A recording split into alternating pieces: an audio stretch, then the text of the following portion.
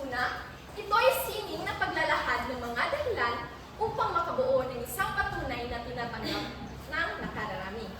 Ibig sabihin, ito ay kakayahan ng maayos at lohikal na pagpapaliwanag ng mga dahilan upang mapatunayan ang isang pananaw o ideya na maaaring sang-ayunan o tanggapin ng mga nakararami.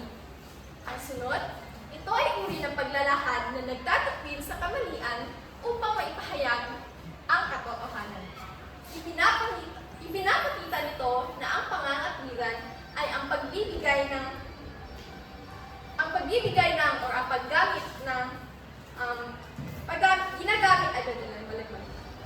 Ipinapakita nito na ang pangangatiran ay ginagamit upang pabulaanan o tanggihan ang anumang nakitang kamalian at iwasto ito sa tama o makatotohanang pananaw. Pangatlo, ito ay isang paraang ginagamit upang mabigyang katarungan ang mga opinyon at maipahayag ang opinyon ng iba. Ipinapahiwatig nito na ang pangangatiran ay isang pagbibigay ng katwiran sa sariling opinyon at mabigyang pagkakataon na may bahagi ang opinyon ng iba. So ang tatlong ito ay tinutukoy ang pangangatiran. So dumako tayo sa mga dapat na isalang-alang para sa mabisang pangangatiran. So bilang mag-aaral, dapat tayo ay mahubog at tayo ay matuto ng tamang pangangatiran. So narito ang anim na dapat nating isaalang-alang para sa mabisang pangangatiran. Una, alamin at unawain ang pagsangkot. Tulad ng pakikipagdigma, hindi ka dapat basta-bastang sumusulong ng walang armas. Ganon din sa posisyong papel. Dapat mo munang alamin ang iyong paksang ipagmamatuwid nang sa ganon ay mas maunawaan mo ito at mas mapanindigan mo ito. Ikalawa, dapat naging maliwanag at tiyak ang pagmamatuwid. Sa paggawa ng posisyong papel, huwag maging paligoy-ligoy. Sikapin mong mas maging direkta ang iyong pagmamatuwid nang sa ganon ay mas maunawaan ito ng mga mambabasa. Tandaan ninyo na mas direkta ay mas mainam. Ikatlo, sapat na katwiran at katibayan, makapapagtunay. So sa pangatlong ito, sinasabi na dapat ay mayroon kang sapat na katibayan upang mas mapagkakatiwalaan at makapaghukayan ka. Ika-apat, dapat ay may kaugnayan sa paksa at katibayan at katinan upang makapaghukayan. So sa number na ito, huwag basta-basta magbigay ng kahit na anumang katwiran na walang kaugnayan sa iyong paksa. Dahil na imbis na makatulong ito ay nakapagbibigay kaguluhan lamang. Kalima, pairali ng pagsasaalang-alang katarungan at bukas na kaisipan sa pamamahayag ng alamang ilarangan. Laging tandaan na bagamat meron kang pinatutunayan sa iyong posisyong papel, ay dapat ka rin maging bukas sa kaisipan na mailalahad ng iba. Tiyaking pagkakatiwalaan ng ilahan na katwiran. Tulad yan ang sinabi ko, hindi ka dapat basta-basta maglalahad ng kahit na anumang katwiran. Sikapin mong piliin ang talagang mapagkakatiwalaan. So, ayon kay Grace Fleming, sumulat ng artikulong How to Write an Argumentative Essay, ang posisyong papel ay ang pagsalig o pagsuporta sa katotohanan ng isang kontrobersyal na issue sa pamamagitan ng pagbuo ng isang kaso o usapin para sa iyong pananaw o posisyon. So, narito ang mga hakbang sa pagsulat ng posisyong papel. Una, pumili ng paksa at malapit sa iyong puso. Tandaan na ang posisyong papel ay nagpapakita sa pananaw at kaisipan ng may akda. Kaya, piliin mo ang paksang malapit sa iyong puso nang sa ganon ay mas makatotohanan ang iyong paglalahad nito. Ikalawa, magsagawa ng panimulang panaliksik hindi sa napiling paksa. Sa panimulang pananaliksik naman, layunin nitong makita kung may sapat ka bang mapagkukunan ng ebidensya sa iyong pananaw o sa iyong stand. Ikatlo, bumuo ng thesis statement at pahayag ng thesis.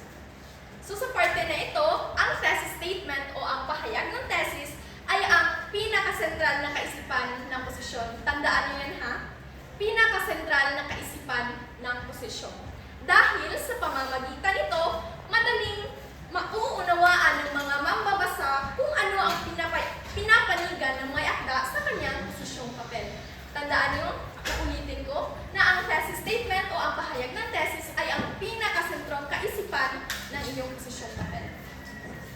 Ika-4, subukin ang katibayan o kalakasan ng iyong pahayag ng thesis o posisyon. Pagkatapos ng thesis statement, subukin mo ito. Ito ay napakahalagang bahagi sa pagsulat ng posisyong papel. Kailangang mabatid ang mga posibleng hamong maaaring harapin sa gagawing pagdepensa sa iyong napiling thesis. Ilatag din ang mga kahinaan o pinasusubali ang posisyon sa pamamagitan ng pag-iisa-isa sa mga argumentong maaaring iharap dito upang mapagtibay ang kahinaan at kakulangan nito.